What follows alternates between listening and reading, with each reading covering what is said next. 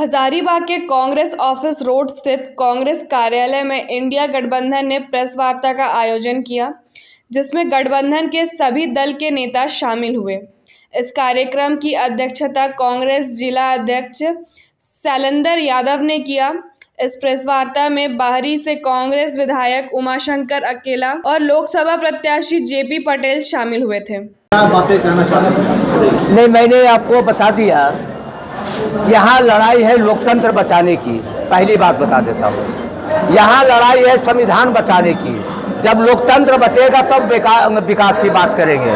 जब तक लोकतंत्र नहीं बचेगा तो विकास की क्या होगा। यहाँ तो इस बात की लड़ाई है। आइए, लड़ाई हम लोग पूरे देश में लड़ेंगे लोकतंत्र बचाने की और संविधान बचाने की। और जब संविधान बचेगा तब रोजगार बनेगा। संविधान नहीं बचेगा तो क्या रोजगार आपको दे पाएंगे। लोकतंत्र आज ये आपातकाल घोषिला होने जा रहा है, उसको बचाने की लड़ाई में लड़ रहा हूँ, तब आपका विकास करूँगा। मैंने आपको बता दिया, जितने हमने बताई कि हमारी सरकार जो गरीबों तक सारी सुविधाएं हमने दिया। अब हमको देश बचाने की जरूरत है। लोकतंत्र बचेगा तो आपको रोजगार मिल जाएगा, लोकतंत्र बचेगा तो गरीबों को राहत मिलेगी। प्रतिद्वंदी जो है वो उनका क्या है, किस तरह का व्यापारी है, क्या करता है? अरे सब व्यापार तो वही है भैया, आपको बताइए ना। कोयला का व्यापारी वही है, स्कूल का व्यापारी वही है, उसके बाद में अस्पताल का व्यापारी वही है, टोल प्लाजा का व्यापारी वही है, पहले दारू का व्यापारी वही करता था। आप कितना व्यापार उसको करा में। हम लोग इस पीसी के माध्यम से आप लोग को बताना चाह रहे थे कि हम लोग अपनी चुनावी जो तैयारी है उसमें हम लोग अपने बढ़ने वाले हैं। हम अपने चुनाव को शुरुआती करने वाले हैं। अपना जो जनसंपर्क अभियान हो, चाहे चुनाव में और जो स्ट्रेटेजी बनते हैं उन चीज़ों को लेकर, इसीलिए तमाम दल के लोग हम लोग यहाँ बैठे हुए हैं। क्या तैयारी होगी आगे की? तैयारी यहाँ की जनता पहले से तैयार है और जनता ने स्पष्ट रूप से माना है कि इस बार हजारीबाग में बीजेपी नहीं, बीजेपी के जगह जेपी होना चाहिए। एक सवाल आपसे है। हमने तो कहा कि हजारीबाग के जो स्थानीय जन समस्या हैं उसको मैं पहली प्राथमिकता में लूँगा, चाहे वह कोयलांचल का हो, चाहे सिंचाई की योजना यहाँ पर लाना पड़े, चाहे बेरोजगारों को रोजगार देने की बात हो। देखिए, विपक्ष भी जो है यही कर रही है कि हम भी जो है इसी सब मुद्दे पर इस चुनावी मैदान में आए हुए हैं। आप लोगों का क्या कुछ खास होगा? देखिए, हर आदमी का अपना अपना चुनावी मुद्दा है, लेकिन जनता को तय करना है कि मुझे कौन पसंद है। हम जनता से अपील करेंगे, एक प्रत्याशी होने के नाते, एक पार्टी के जो मैनिफेस्टो है उसको लेकर हम जनता के बीच जाएंगे। विधायक जी, आपने कहा कि आप जब बीजेपी में थे तो आपने कोयला घोटाला को लेकर कई बातें पत्राचार किया। क्या बात थी, क्या बात है? नहीं, मैंने कहा कि बहुत सारी चीज़ों को कई बार पत्राचार किया। किन मुद्दों पर? बहुत सारे मुद्दे कोयलांचल में जो चलते हैं मुद्दे, स्थानीय मुद्दे हो, अभी जैसे ई ऑक्शन की बात रहा हो, चाहे रोड सेल में ज़्यादा से ज़्यादा लोगों को सुविधा देने की बात हो, यहाँ के जो ज़मीन का मामला हो, ज़्यादा लोगों को रोजगार मिले, इन सारी चीज़ों पर आपकी बातों को दरकिनार किया गया था। निश्चित रूप से वहाँ सुना ही नहीं जाता था। यहाँ पर बीजेपी का एमएलए जरूर है, लेकिन ना वहाँ जीएम सुनता था, ना सीएमडी सुनता था। जबकि हम बीजेपी में नहीं थे तो हमसे बातें ज़्यादा सुनी जाती, चूँकि हम आंदोलन करते थे। आज हमारे देश में किसानों को बचाने की लड़ाई है, आज पूरे देश में मजदूरों की लड़ाई है, आज पूरे हिंदुस्तान में नौजवानों की लड़ाई के लिए ये चुनाव हो रहा है। पूरे देश में जिस प्रकार से अप्रत्यक्ष रूप में आपातकालीन घोषणा के उम्मीद की जा रही है, इसकी लड़ाई हमारे देश में जिस प्रकार से माननीय प्रधानमंत्री जी ने अप्रत्यक्ष रूप से जिस प्रकार से तानाशाही के रूप में हमारे लोकप्रिय मुख्यमंत्री, चाहे झारखंड हो चाहे दिल्ली हो, जिस प्रकार से उनको गलत तरीके से कोई सबूत नहीं और उनको उन्होंने गिरफ्तार करके जेल के सलाखों में बंद कर दिया, इससे प्रतीत होता है कि सारे देश में जो आज 62% विपक्ष में लोग हैं भारतीय जनता पार्टी के एनडीए के विरोध में, उनको ये नहीं चाहते हैं कि इन लोगों को आगे बढ़ने दें, सारे लोगों को जेल के सलाखों में बंद कर दिया जाए। जिस प्रकार से आपने दिल्ली में सारी महिलाएं सड़क पर उतर गई है लोकतंत्र बचाने के लिए, उसी प्रकार आज हमारे यहाँ इस लोकसभा को बचाने की जरूरत है।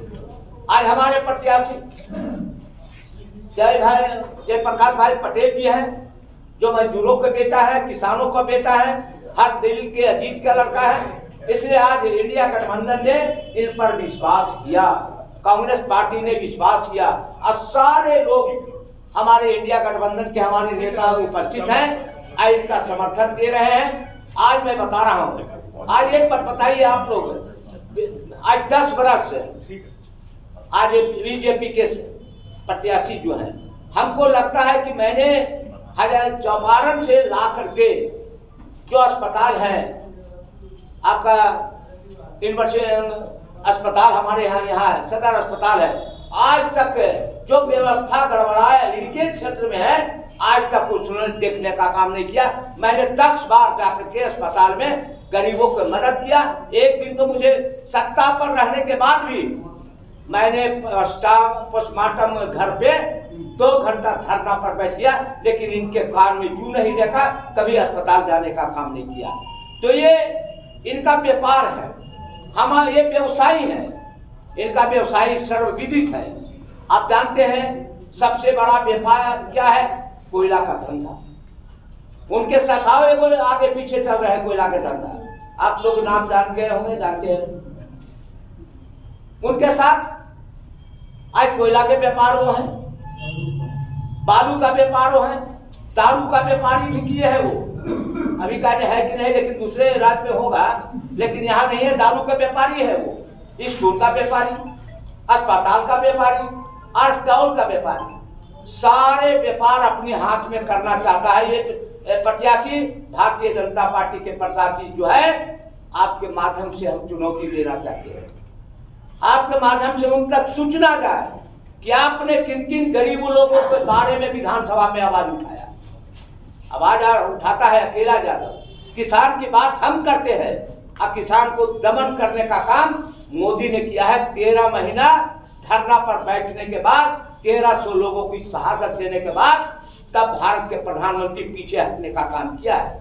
किसान के बारे में नहीं सोच सकता है, मजदूर के बारे में नहीं सोचेगा।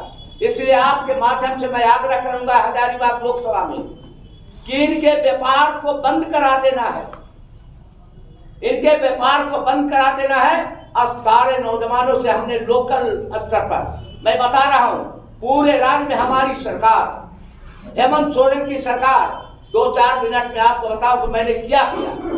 हम इसलिए वो किस बात पर कर रहे हैं, बहुत टाइम मांगे, किस बात की गारंटी दे रहे हैं? गारंटी दिया मोदी जी ने 2014 में कहा था कि सबके खाते में 15 लाख देने की गारंटी, और मेरी गारंटी है उनकी धोखाबाजी की गारंटी। उन्होंने 15 लाख नहीं दिया, लेकिन मेरी सरकार, हमने घोषणा किया था कि पूरे राज्य में गरीबों के तट पर देने का गारंटी हमने किया। और प्रति वर्ष आज 4 बार हमारी सरकार ने गरीबों के तट पर कपड़ा देने का काम किया, ये मेरी गारंटी है। और उसको देखिए गारंटी, उसकी गारंटी क्या है?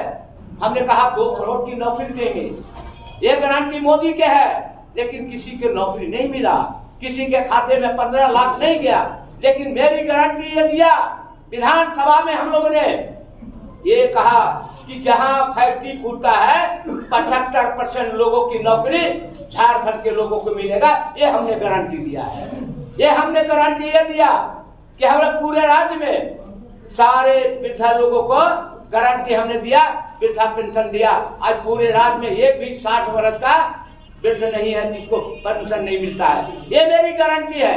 मेरी गारंटी ये है, आज रघुवर दास की सरकार में, जो रघुवर दास की सरकार में विधवा महिलाओं के 40 वर्ष उम्र कर दिया, ये गारंटी उनका था। लेकिन मेरी गारंटी है, जो विधवा हो गया उसी दिन से विधवा पेंशन देने की गारंटी हमारे एनडीए सरकार की, ये गारंटी हमारी है, एनडीए सरकार, ये मेरी गारंटी है। लेकिन मोदी की गारंटी पर विश्वास नहीं करना।